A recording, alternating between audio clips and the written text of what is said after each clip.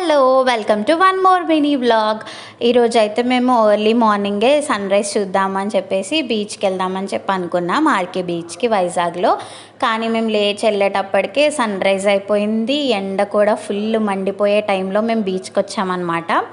మేము ఎప్పుడు వైజాగ్ వచ్చినా సరే సిఎంఆర్ సెంట్రల్ ఇంకా ఆర్కే బీచ్ పక్కా వెళ్తాము, అది మాత్రం అస్సలు మిస్ చెయ్యం.